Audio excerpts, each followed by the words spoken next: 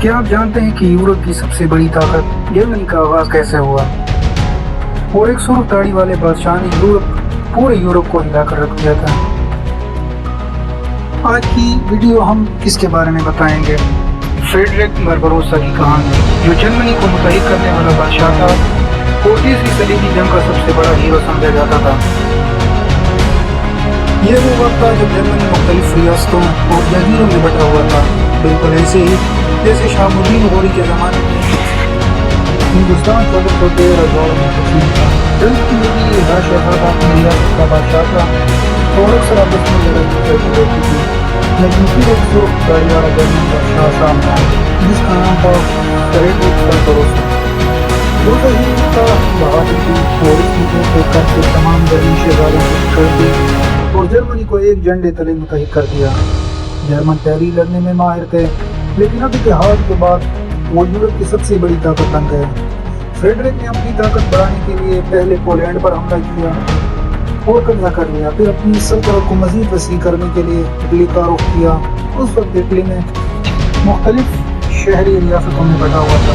جب برطانوی شہزادوں نے اس کی طاقت قبول کرنے سے انکار کیا تو فریڈرک نے 20,000 جرمن نائٹس کے ساتھ ایلپس کے پہاڑوں کو کیے اور میلان پر حملہ کر کے اس کی پوری سے بجا دی۔ چند قیدیوں کو حملہ کر کے روم بھیجا تاکہ باقی شہروں کو فتح کیا جا سکے۔ اطرافی شہزادوں نے لندن کے نام سے اتحاد کیا، لیکن فریڈرک نے ان سب کو شکست دے دی۔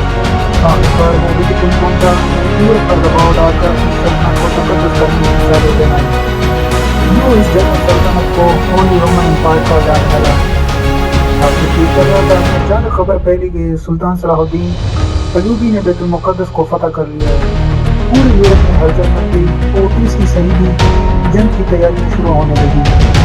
انگلینڈ، فرانس اور جرمنی تینوں کے پاس طاقتور فوج تھی، لیکن سب سے زیادہ مضبوط فوج جرمنی کے پاس تھی، کیونکہ ان کے سپاہی لڑنے کا وسیع تجربہ رکھتے تھے۔ انگلینڈ کے بادشاہ شہری اور فرانس کے فوج سمندر کے راستے لے گئے، لیکن فریڈرک بارباروسا نے ان کا راستہ چنا۔